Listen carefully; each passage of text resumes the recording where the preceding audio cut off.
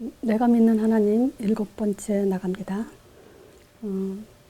내가 믿는 하나님, 이것은요, 신자가 당연히 내가 믿는 하나님을 말할 수 있도록 준비가 돼야 됩니다. 그래서 반복인 것 같지만 여지껏 들은 메시지를 확립하는 차원에서 또 말하시는 차원에서 계속 설명하고 있습니다. 지난주에는 그 완전한 답 주신 하나님에 대해서 말씀을 나눴거든요. 자, 그러니까 우리는 그냥 답 가진 게 아니에요. 완전한 답을 가진 거예요. 그러니까 이 완전한 답을 갖고도 제가 볼 때 많은 사람들이 확신이 없기도 하고요. 또 신앙생활을 하면서도 혼란스러워하는 사람도 있고 아직도 갈급해하는 사람들 제가 많이 봅니다. 그래서 그 갈급한 이유 또는 그 혼란한 이유, 확신이 없는 이유,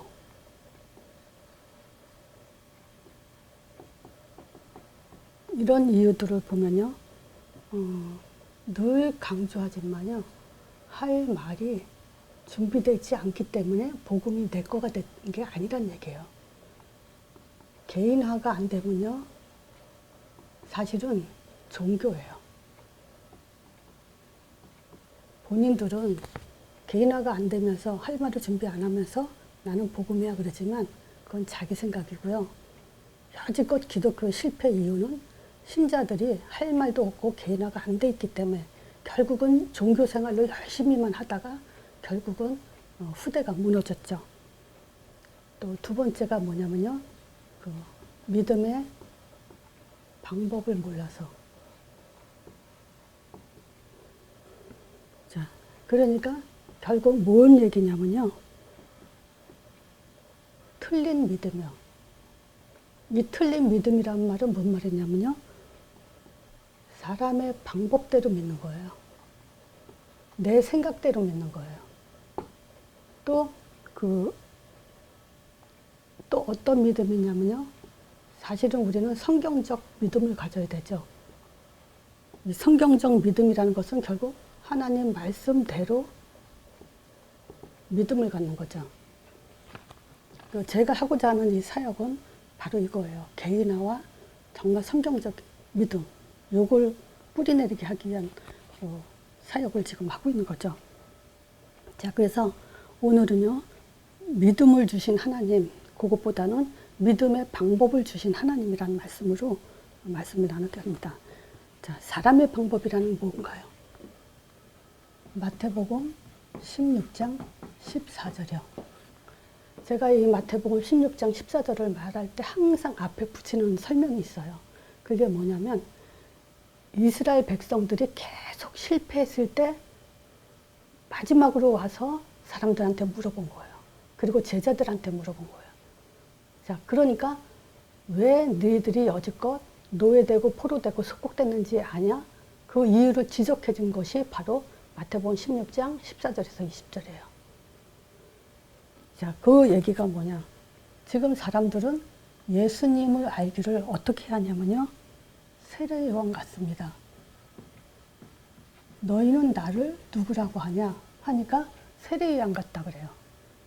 그러면 세례 요한은 틀린 사람이라서 우리가 이걸 세례 요한은 틀렸다 그러는 거냐? 그게 아니에요. 세례 요한은 주님 일을 하신 선지자죠. 근데 왜 틀렸다냐면 세례 요한의 가진 특징을 가지고 예수님이 이런 사람이다 라고 생각을 하기 때문에 틀렸다는 거예요. 세례 요한에 대해서 한번 알아볼게요. 자, 세례 요한. 세례 요한에 대해서 잘 알 수 있는 성경 구절이 마태복음 14장 3절이에요. 세례 요한이 왜 사람들에게 의로운 자, 정의로운 자로 칭송을 받냐면요, 헤롯 왕한테 왕의 잘못을 지적함으로 인해서 사실은 그 사형 선고를 받고 목이 잘려나갔죠. 무슨 얘기냐? 이때 당시에 왕한테 왕의 잘못을 지적하면 그건 죽는 거나 똑같죠. 근데 세례 요한은 목숨도 아끼지 않고 헤롯에 대한 그 잘못, 즉 헤롯이 무슨 잘못을 했냐? 자기 동생 빌립이 있는데 그 빌립의 아내를, 동생의 아내를 자기 아내로 삼았거든요. 그래서 그렇게 어떻게 네가 왕이고도 그럴 수가 있냐. 그걸 지적함으로 인해서 이제 죽음을 당했죠. 자, 그래서 사람들이 세례 요한을 알기로 굉장히 정의로운 사람이다. 진실한 사람이다. 이렇게 지금 칭송하고 있는 거죠. 사람들을. 그래서 사람들이 와, 이런 세례 요한은 참 정의롭고 신실한 사람이다. 근데 예수님이 너희는 날 누구라고 하냐 했을 때 예수님은 정말 정의롭고 진실한 분입니다. 이렇게 고백했다는 거죠. 자, 이 세례 요한에 대해서는 너무 유망하죠. 세례 요한의 탄생 자체가 뭡니까?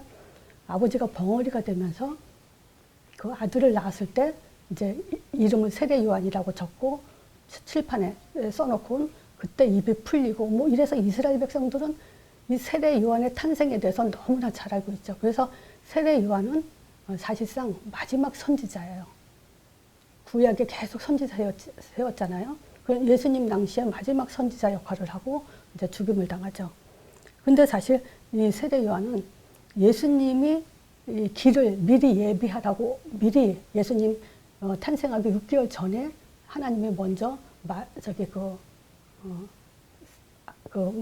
갑자기 생각이 안 나네. 세례 요한의 그 엘리사벳 엄마죠. 엘리사벳 통해서 이제 그 잉태되게 해서 이제 나오겠죠. 근데 세례 요한이 하는 일이 뭐냐?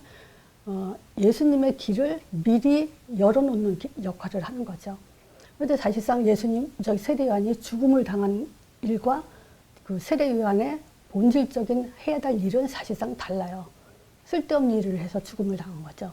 세례 요한의 일은 예수님이 오셨다라는 것을 이스라엘 백성들에게 알려주고 이분이 바로 예수님이라는 것을 구약에 예언된 하나님의 어린 양, 또 창세기 3장 15절에 예언된 그분이다라고 알려주는 역할을 하는 것이 세례 요한의 역할이에요.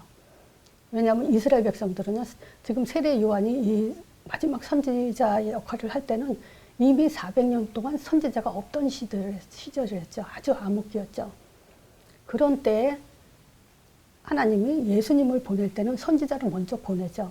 그래서 이스라엘 백성들은 선지자 통해서 하나님 말씀을 받는 그런 이제 특징적인 민족이기 때문에 예수님이 짠하고 나타나서 내가 하나님의 아들이다 이렇게 하질 않았다는 거죠. 세례 요한은 그래서 탄생서부터 이스라엘 백성들이 세례 요한은 하나님이 보내신 선지자다. 물론 말라기 그 마지막 장 4장 5절에도 내가 다시 엘리야를 보내리니 하면서 그가 세례 요한이라고도 얘기했고, 그래서 마지막 구약 문 닫기 전에도 이제 엘리야를 내가 보내겠다. 그리고서는 바로 그 마태복음 11장 14절에 보면 이 엘리야가 바로 세례 요한이 바로 엘리야다 이렇게 얘기를 하죠. 그래서 이 세례 요한은 하나님의 길을, 예수님의 길을 예비하기 위해서 미리 보낸 자로서 하나님한테 그렇게 예언된 인물임에도 불구하고 지금 사람들이 알기는 정의롭고 진실한 사람으로 알고 있다는 거죠. 예수님의 길을 예비한 자다 이렇게 알지 못하고 있죠. 자, 두 번째 엘리야. 사람들은 또 예수님이 엘리야 같습니다 이렇게 좀 고백을 했죠. 엘리야 역시 또 영적 암흑기 시대, 즉 아합이 그 이방 여자 이세벨하고 결혼해서 뭘 하죠? 바알 신을 섬기고 아세라 목상을 만들어서 우상 숭배를 아주 극심하게 할 때죠. 자, 이때 이 엘리야가 지금 능력을 보이죠. 일단 먼저 어떤 능력을 보냐면요. 왕상 17장에 보면은 사르밧 과부의 아들, 이 사람을 이제 죽었다가 살리죠. 그러니까 생명 살리는, 죽은 자를 다시 살리는 그런 엄청난 일을 하죠. 그뿐만이 아니고 왕상 18장에 보면 갈메살 대결이라고 이미 이세벨이 그 하나님의 선지자, 여호와의 선지자들을 많이 죽였어요. 그리고 이때는 또 가뭄이 극심해가지고 한 3년 반 동안 가뭄이 극심했죠. 이때 이제 그 가뭄으로 고난받고 있을 때 또 이제 그래서 이제 그 가뭄이 온 이유가 여호와의 선지자들 때문이라고 하면서 다 죽였죠. 그때 이제 하나님이 지금 그 엘리야를 바알에게 가게 하면서 이제 한번 붙으라고 하죠. 그때 이제 갈멜살 대교는 뭐냐면 그러면 여호와의 선지자들 때문에 그런 거라면 너네들 바알 선지자들 다 나와라. 그리고 내가 한번 우리가 붙어보자 하면서 너희는 나는 여호와 이름을 쌓을 거고 너네는 바알 신의 이름을 가지고 싸워봐라. 이러면서 어떤 일을 하냐면 재물을 갖다 놓고 하늘에서 불이 내려서 이 재물을 태우는 하나님이 진짜 하나님이다. 이제 이런 대결을 하죠. 그래서 백성들이 이제 다 그렇게 하자 이렇게 해가지고는 이제 그 싸움이 붙는데 이 왕상 18장이 뭐냐면 하늘에서 불이 내리게 하죠. 여호와 이름으로 물을 3도란이나 붓고 그런데도 그 재물과 저걸 다 태워버리죠. 그리고 또 18장 마지막 절에 보면 가뭄에 비가 오기도 하죠. 그래서 엘리야는 능력의 선지자로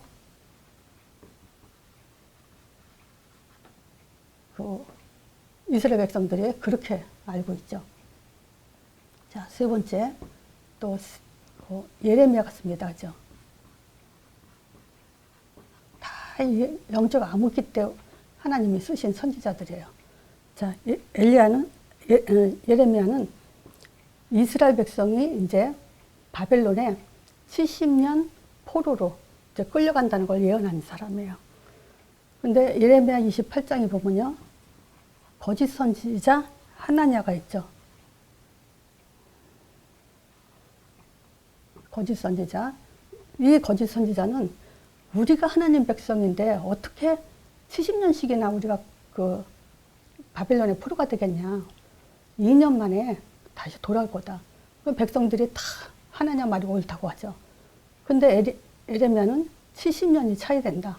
그걸로 인해서 굉장히 고난을 받고 핍박받고 그런 속에서 울면서 하나님의 말씀을 전하죠. 그래서 눈물의 선지자라고 하죠.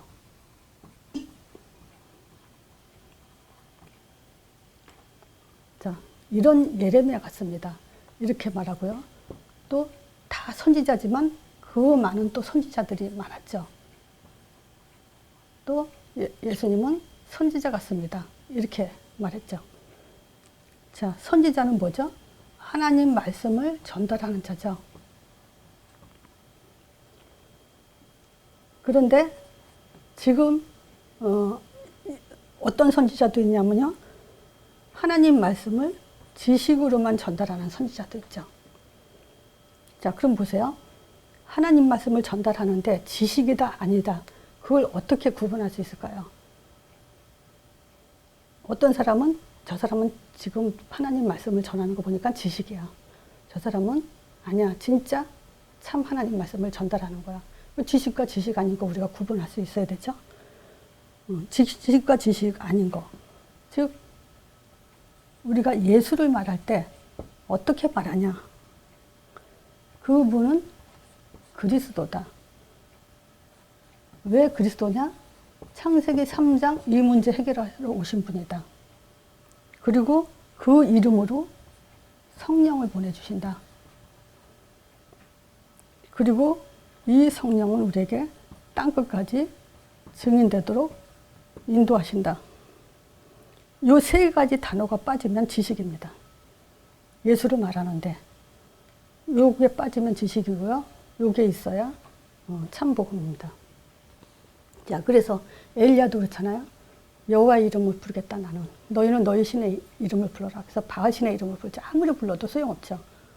자, 요게 지금 사람들이 지금 예수님을 이렇게 알고 있는데 예수님을 세례요한 같고 엘리야 같고 예레미야 같다. 선지자 같다. 이러면은 창세기 3장 문제 해결 못하는 그런 지금 영적 무지의 선지자로 지금 알고 있는 거죠. 근데 예수님은 어떤 분입니까? 창세기 3장 근본 문제 해결하시고 성령 보내주시고 우리 안에서 권능으로 땅까지 증인되도록 역사하시는 분이죠. 자, 그러니까 신자들이 사람의 방법은 뭐냐면 신앙생활 하면서 하나님을 믿는다면서 정의롭고 진실하게 믿어야 된다고 생각하죠. 그리고 또 능력. 그래서 목사님들에 보면은 정의를, 진실함을 강조하는 분이 있고 능력을 강조하는 분이 있고 능력 받아야 된다고. 그래서 방언, 뭐 성령 충만 받아야 된다, 뭐 병 고쳐야 된다 이런 거. 그리고 정말 뭐 구제, 헌신 이런 것들로 하는 그런 목회자도 있고 또 말씀 강조하면서 결국은 지식만 이런 거 싹 빼놓고 지식만 전달하는 분들 있죠. 그리고 신자 우리도 마찬가지예요. 복음이 정말 정확하게 알지 못하면요, 사람을 볼 때는 율법적으로 굉장히 정의로운 내 기준의 눈으로 사람을 판단하죠. 그리고 뭐 문제 생기고 뭐 했을 때는 능력 바라면서 역사해 주시옵소서 하고, 그리고 때로는 헌신봉사 하죠. 그리고 성경 공부도 많이 하고. 그래서 우리 자신에게도 때에 따라서 나타나는 증상들이 바로 이런 것들이에요. 근데 이거는 절대 하나님이 이것 가지고는 결국 노예 포로 수급밖에 될 수 없다는 거. 결국 창세기 3장에 묶이는 가정회복, 교회회복, 사회회복 할 수 없는 그런 이제 믿음이죠. 자, 근데 하나님의 방법은 로마서 10장 9절에서 10절. 자, 일단 믿음의 내용이 지금 중요하죠. 방법 이전에 내용이죠. 그래서 내 입으로 그래요. 예수를 어떻게 하라고요? 주로 시인하며 이렇게 하죠. 예수를 어떻게 주로 시인한다는 말이 무슨 말일까요? 그분은 구원자 임마누엘입니다. 이게 주로 시인하는 거야. 또는 예수는 하나님의 아들 그리스도십니다. 이게 주로 시인하는 거예요. 이렇게 하는 게 하나님의 방법이에요. 내 인격, 학벌, 뭐 돈이 있냐 없냐 아무것도 원하지 않고 내 입으로 주로 구원자 임마누엘로 하나님의 아들 그리스도로 시인하냐 안 하냐, 이게 하나님의 방법이에요. 또 부활하셨다는 사실을 믿으며, 그래서 9절이 그거예요. 네가 만일 내 입으로 예수를 죽은 자 가운데 시인하며 또 하나님이 그를 죽은 자 가운데서 살리신 것을 내 마음에 믿으면 구원을 받는다 그랬죠. 그리고 두 번째가 입으로 시인하는데 일단 마음으로 믿어 그래요. 그러면 의에 이른다 하죠. 입으로 시인하면 구원을 얻게 된다고. 그래서 제가 그 10분 메시지에서 사람들은요, 요게 세례요한 같습니다, 엘리야 같습니다, 예레미야 같습니다, 선지자 같습니다. 요거는 뭐냐면 마음으로 믿어서 그래. 자기 마음으로. 자기 생각대로. 근데 입으로 시인하는 것이 사실은 마음으로 믿는 거예요. 그래서 내가 입으로 시인한다는 것이 결국 이렇게 고백하는 거죠. 시인, 고백. 그래서 제가 그 얘기 했잖아요. 어린아이가 고백해도 하나님은 구원을 주시죠. 성령을 보내주시죠. 함께 하시죠. 요한복음 1장 12절 영접하면 반드시 예수 이름을 영접하면 하나님 자녀된 권세 준다 했으니까. 뭐 이게 하나님 방법이에요. 그래서 내 수준, 내 마음 체험, 뜨거움, 차가움 아무 증상 없이도 그냥 입으로 시인하는데 예수는 하나님의 아들 그리스도십니다. 예수는 나의 구원자 임마누엘이십니다. 그분은 살아서 지금도 살아 역사하시는 분입니다. 이렇게 고백하면 그걸 하나님 입장에서는 믿음이다라고 인정하신다는 거예요. 그게 중요해요. 이뿐만이 아니에요. 그럼 어떻게 지속하냐? 이게 또 중요하죠. 우리가 그렇잖아요. 신앙생활 할 때 처음 저 같은 경우는 이 영접이라는 것도 모르고 신앙생활 시작하고 정말 한 3, 4년 지나서 영접이라는 걸 알았지만 그 전에는 그 영접을 해도 그게 영접인지도 몰랐어요. 제가 저기 순복음교회 다녔을 때 예배 끝나고 나면 그 조영규 목사님이 그 영접기도 새신자 일어서라 해가지고 기도를 따라하라 그러더니요. 근데 그걸 따라하면서도 그게 영접인 줄 몰랐어요. 3년을, 그러니까 1년 넘게, 거의 2년, 3년을. 그 정도로 무지하게 신앙생활을 한 거 보면 정말 안타깝죠. 자, 그러면 보세요. 우리가 믿음의 내용을 갖고 입으로 시인했어요. 그럼 결혼식만 하면 끝났을까요? 영접만 하면 끝났을까요? 그건 아니죠. 지속이 되죠.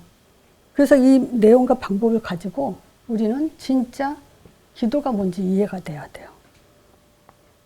이 기도는 뭡니까? 영적 양식을 먹는 방법이잖아요. 기도는. 그래서 기도는 종교가 되면 절대 안 되죠. 병들죠. 약도 제대로 먹어야죠. 하나님이 주시는 약을 먹어야지 내 생각의 약을 먹었다가는 그거는 골병으로 가죠. 자, 기도는 영적 양식인데 요한복음 16장 23절에 예수님이 십자가에 죽으시고 부활하시기 전에 마지막 메시지죠, 거의. 너희가 뭐든지 아버지께 구하면 내 이름으로, 무엇든지 구할 때 내 이름으로 구하면 받을 거다. 근데 여기서 신자들이 속는 게 뭐냐면요. 무엇이든지 구하면 여기에 많이 속아요. 근데 이거는 예수님이 제자들한테 한 얘기예요. 순교할 자들, 정말 땅끝까지 증인될 자들한테 주신 메시지예요. 데리고 다니면서 너희가 내 이름으로 기도하며.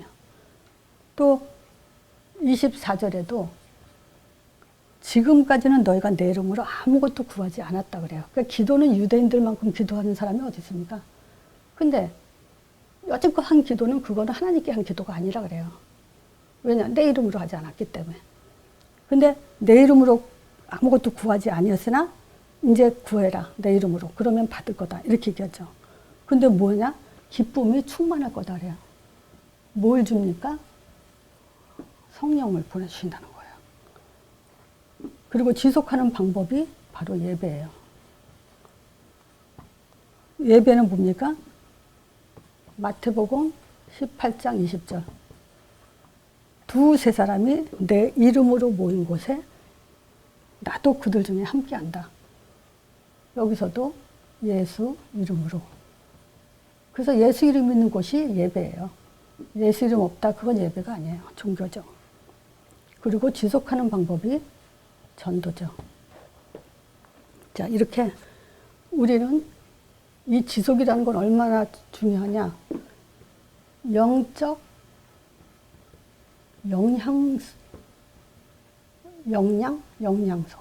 영양제.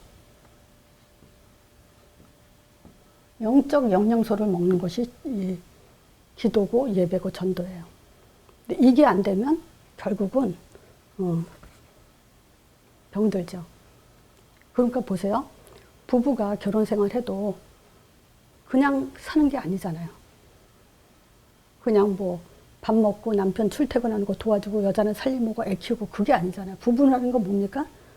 마음이 통하고 대화가 통하고 사랑이 통하고 또 표현도 하고 그게 부부 생활이 계속 지속되는 거죠. 그게 없으면 사랑 표현이 없으면 부부 생활도 가정이 지속될 수가 없죠.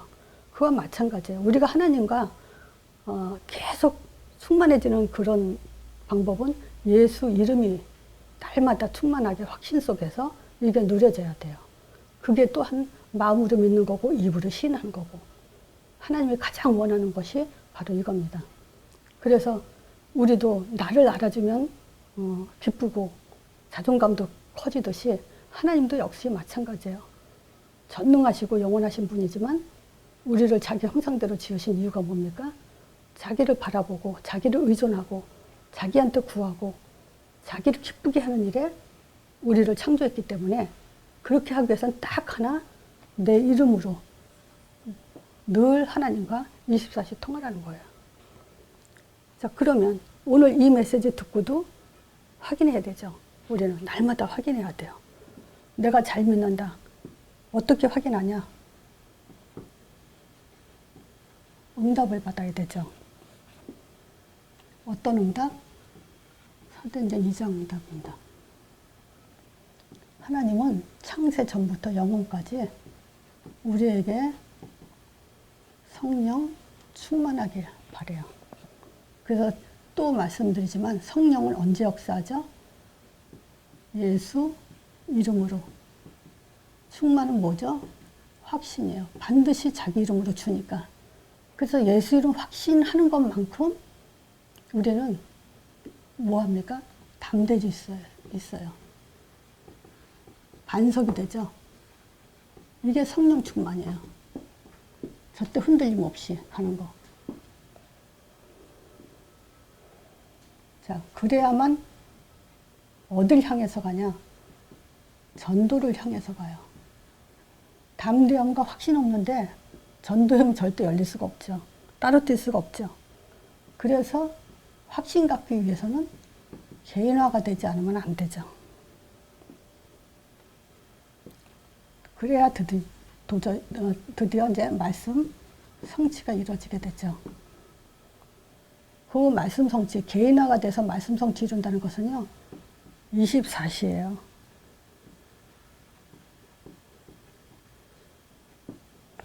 신앙 고백을 24시 하는 거예요. 자, 두 번째가 현장이에요. 오늘 엘리야 얘기 나온 김에 옛날에 어떤 분이 그 질문을 했어요. 왜 엘리야는 능력을 그렇게 하나님한테 능력의 선지자로 쓰임받고도 왜 노뎀나무 밑에 쓰러져가지고 지쳐가지고 죽여주세요 했냐. 그렇게 지칠 정도로 그렇게 다운돼 있었냐. 그걸 질문한 적이 있어요. 그럴 때 분명히 하나님은 그 엘리야에게 그 호렙산으로 오라고 그러죠. 그래서 40주 40날을 하나님 산으로 가죠. 그럴 때 본질적으로 엘리야의 이거 본질적 사역에 대해서 말씀하시죠. 그게 뭐냐면 하사엘에게 기름을 부어서 아람의 왕이 되게 해라. 예후에게 기름을 부어서 이스라엘의 왕을 세워라. 엘리야에게 기름을 부어서 너 다음으로 선지자 세워라. 그리고 너 말고 7,000명 바알에게 절하지 않은 백성 7,000을 세워놨다. 이 사람들 찾아라. 말하자면 전도해라 이 얘기죠. 그래서 예수님도 부활하셔가지고 베드로한테 찾아와서 하신 말씀이 뭐냐면 네가 나 사랑하냐? 어린 양을 먹여라. 그래서 현장은 진짜 하나님과의 사랑 관계를 지속하는 그런 장소죠. 그래서 사도행전 2장 21절에 보면 누구든지 주의 이름을 부르는 자 구원 얻으리라. 또 사도행전 3장 6절에 내가 가진 것 은과 금은 없어도 내게 있는 건 너한테 주는데 나사렛 예수 이름으로 일어나 걸으라고. 가진 게 예수 이름이죠. 그리고 현장에 무엇이 필요한지를 정확하게 아는 그런 사역이었죠. 또 이 속에서 안진병이 일으킨 사건으로 인해서 핍박을 받죠. 감옥에 들어갔다가 하나님이 또 천사를 통해서 꺼집어 내주는데 핍박 속에서 베드로가 잘한 게 있죠. 그게 뭐냐면 신앙 고백이에요. 자, 사도행전 4장 12절. 다른 이름 주신 적이 없다. 그리고 베드로가 우리의 정체성을 얘기했죠. 왕 같은 제사장이라고. 자, 근데요, 지금 우리가 이런 메시지를 수십 년 듣고도 놓치는 방법이 있어요.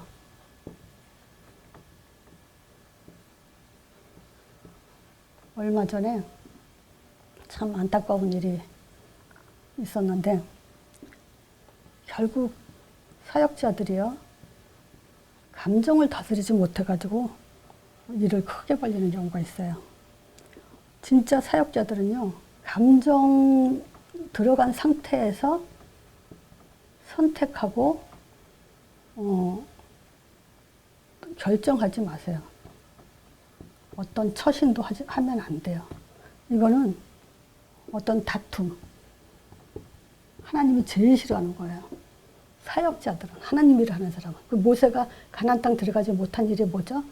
감정 들어갔을 때.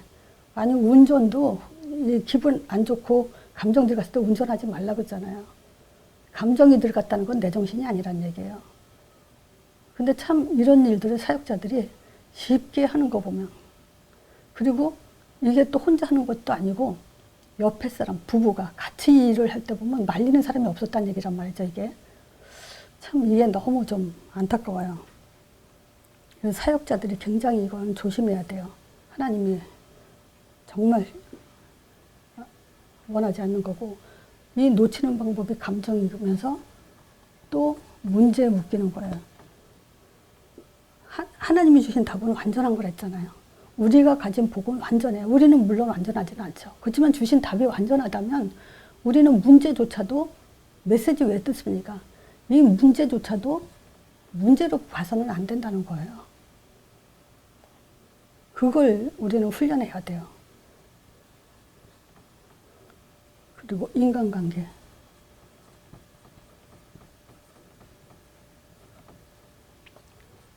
나 중심의 선악과, 내 기준으로 선과 악을 구분하면 안 돼요. 인간관계는 진짜 제일 좋은 인간관계는 상대방의 입장을 놓고 생각하는 것이 제일 좋아요. 그러면 누구든지 어떤 사람이든 이해 못할 사람 없어요. 자, 그래서 정말 우리가 완전한 답을 갖고 믿음의 방법도 성경에서 말씀을 해주신 이 쉬운 신앙생활을 가지고, 믿음 생활을 가지고 우리가 자꾸 사단의 틈을 줘서는 안 되고요. 정말 진짜 누릴 수 있는 그런 사역자가 돼야 됩니다. 그리고 만남 속에 있어서도 우리가 지금 많은 사람들이 영적으로 혼란하고 답도 없고 정말 문제 제대로 보지 못하고 있고 자기 감정 다스리지 못하는 이런 현장에서 정말 우리가 답을 주는 그런 사역자로 응답받길 바랍니다. 이걸로 마칩니다.